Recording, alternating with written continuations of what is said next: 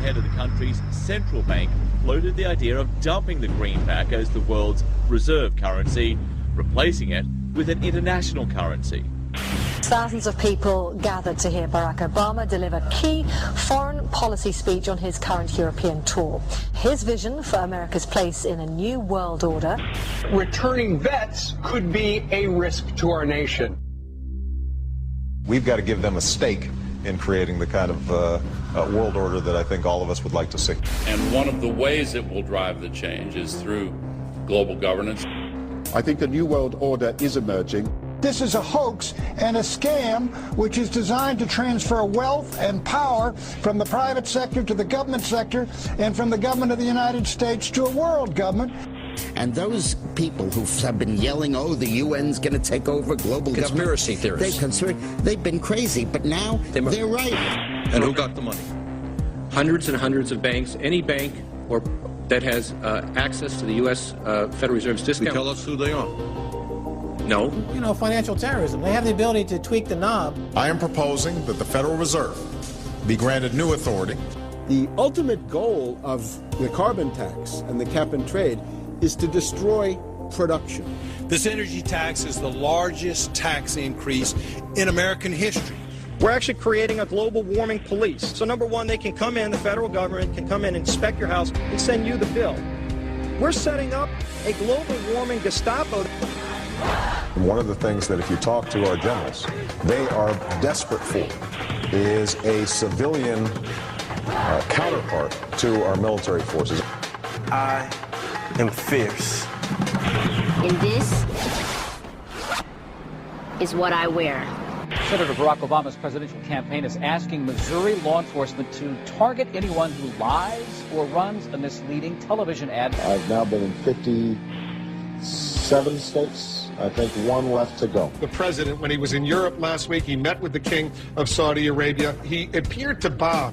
President Obama today proposed something new, something called prolonged detention. Pre-crime is where people are arrested and incarcerated to prevent crimes that they have not yet committed.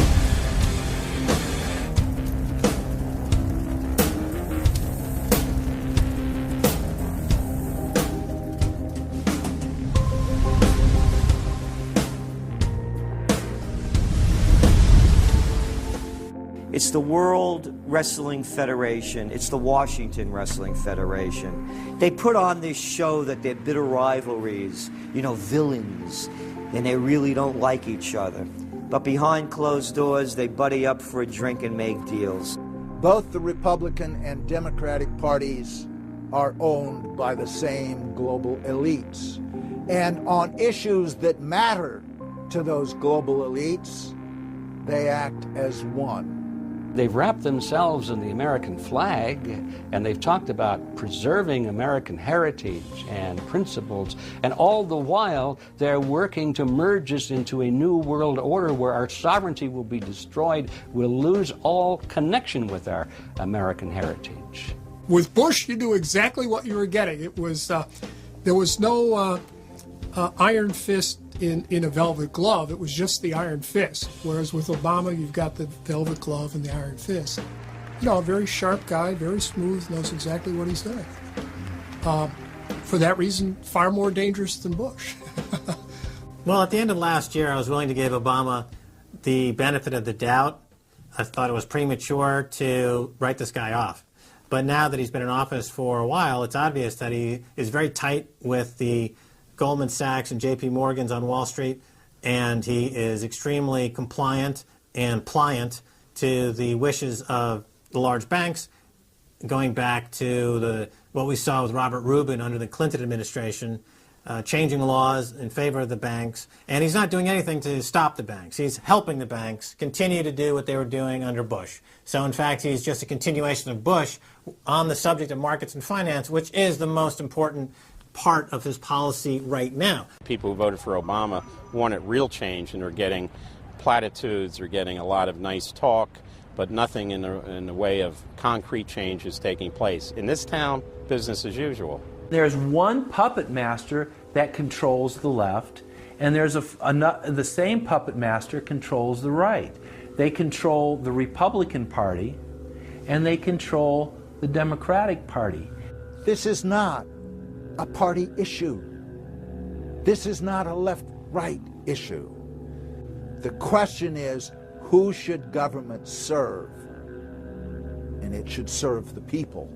In fact, government is just a tool of the dominant minority that uses economics and government law to enforce upon the public various mandates. The right-left paradigm in the U.S. and in U.S. politics is taken directly from the commercial world and the corporate world. In the business world, you have Coke, Pepsi. You have McDonald's, Burger King. You've got AT&T and Verizon. You've got duopolies. And a duopoly gives the illusion of there being some competition and some choice. And it looks a little bit better than a monopoly. So, for example, in Communist Russia, if they had Communist Russia Red and Communist Russia Chartreuse, there would have been the illusion of choice and something akin to democracy in Russia. But they simply said, forget it, we're just going to go with red. In the U.S., they have this left-right paradigm, which, unfortunately, it doesn't take them out of the hard, cold fact that there is no choice. There's no social justice. There's only one choice, which is to supply more rent to the rent seekers who have now taken the whole system hostage. We've seen the limitations on government whittled away. We have seen this erosion to the point where today it seems like nobody does care. And right now in Washington, D.C., we have seen a fall of the republic. If the United States doesn't have its Bill of Rights and Constitution, it doesn't exist anymore. It's just more real estate, more dirt. And that's what these global corporatists want. They want to completely dismantle the Bill of Rights and Constitution, and they're doing that right now. This is the fall of the republic. Our nation is dying. We, the people that live in this fine country, need to stand up, get involved, and take the system back. It's the Bill of Rights and Constitution that we owe allegiance to, not to a political party, and not to politicians that wrap themselves in the red, white, and blue, while at the same time they destroy everything that sacred flag stands for. So in the old days, you used to have this globe that with 180 some odd countries, and a few of those countries had a lot of power, like the Soviet Union, the United Kingdom, and the United States at various times. But today, you might better look at that globe and say that it's surrounded by huge clouds swirling around the planet. They know no national boundaries. They don't follow any specific sets of laws, and these are the big corporations. They basically control politicians around the world because they have all the money, and politicians always need money to get elected or to run their governments if they're not democratically elected politicians. They control the mainstream press, either through outright ownership or advertising budgets. They have massive amounts of lobbyists in Washington that have tremendous influence on our president and Congress. And they really are calling the shots. They form partnerships with the Chinese and the Taiwanese and the Tibetans, or with the Israelis and Arab nations, with Brazilians and Indians, with whatever country and whatever group of people has resources that they covet.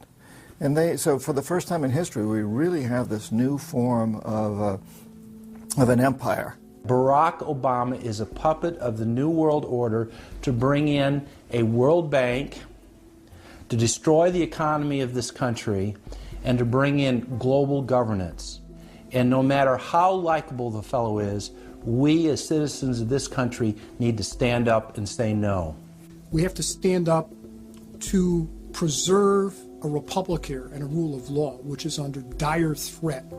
We don't want to live under a world government of the corporations, by the corporations, and for the corporations. I don't want to believe it, and that's probably what holds me back on it, but I'm certainly seeing enough indication that it could be true. Absolutely, because they're always talking about Mexico and the United States and Canada ending up like Europe. And there's things done politically that seem to take us in that direction. And so I think it's incumbent upon all of us as American citizens to pay attention. This move to world government is not about roses and happiness and